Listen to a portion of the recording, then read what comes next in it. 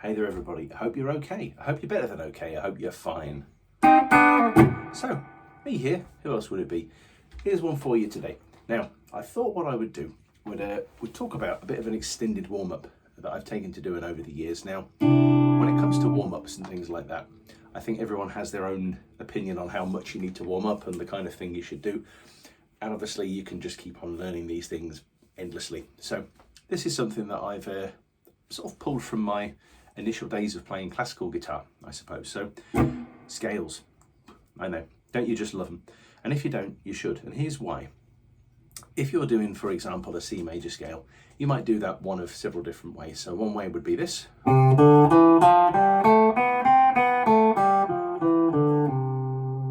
one way might be this. Another one might be this.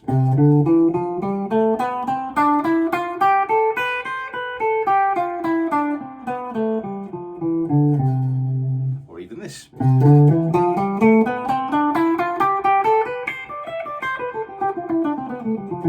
Or maybe even this.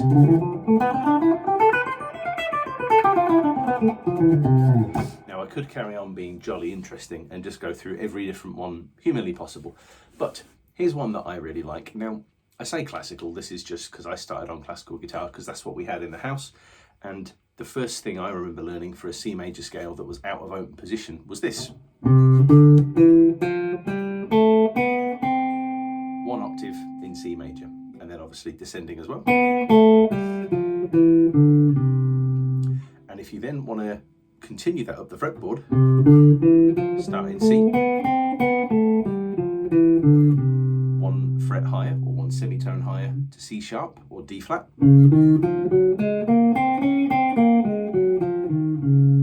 then similarly one fret higher to D, and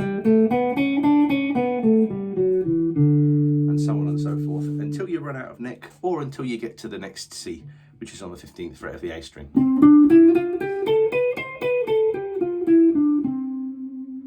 Now, once you've mastered that, which I'm sure you will do almost instantly, what you can then do is add a second octave. And before you play that C again with your pinky, change position, index finger on the 5th fret.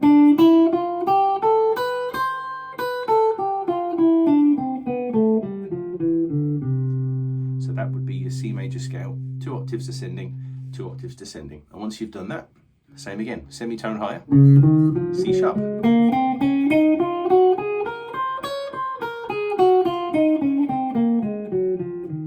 D. And again, you can just keep on going and going and going. So that would be 2 octaves up, 2 octaves down for every root note. And root notes you would have 1, 2, 3, 4, 5, 6, 7, 8, 9, 10, 11, 12, 13 to get you up to C, 14, 15, 16, 17, 18, 19, 20, 21, 22, 23, 24, 25.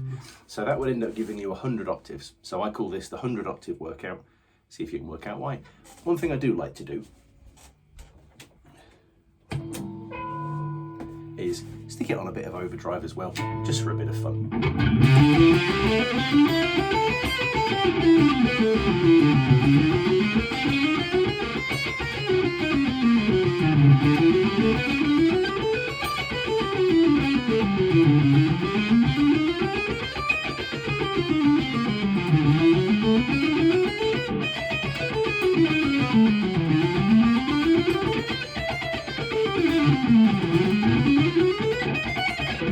There you go. It's almost as if you try and do it too quickly, then it doesn't go very well. But there you go.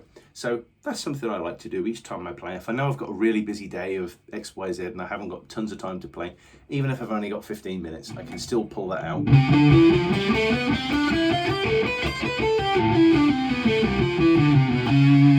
And go through 100 octaves worth. And at least mentally you know you've played 100 octaves worth of notes that day. It's not much, but it's something. And then of course you could do it with minor as well. You could do it with a whole bunch of different scales. I like to do it with major because major's very happy, very positive. Smile, get it over with. So yeah, that's something I like to do. I'll do a short on this as well, and obviously I can do tabs for this too. Before spending a whole bunch of time on tabs, I thought I'd just see how much kind of interest there is in this really, because it's quite difficult to tell And obviously you spend a lot of time, you know, figuring out tabs and doing this, that and the other. And if not many people are getting much from it, then I don't want to waste people's time. But of course I want to put out decent content there. So you could say that it's more, content, makes me sick in my mouth a little bit every time I hear that and say that word. But there you go, videos, stuff. I'm going to refer to it as stuff from here on in. So when I forget and call it content again and vomit a little bit in the middle of a sentence, it's my fault, not yours.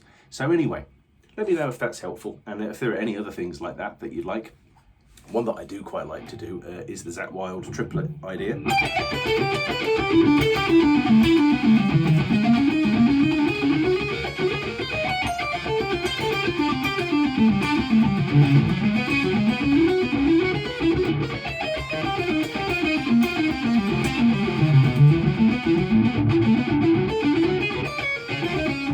Obviously with talent, but yeah, so 6 tuplets descending, 6 tuplets ascending, going down a semitone each time. That's another one that I find possibly a little bit more useful for actual soloing, because, you know, when it comes to major scales and things like that, you're probably not going to be doing, you know,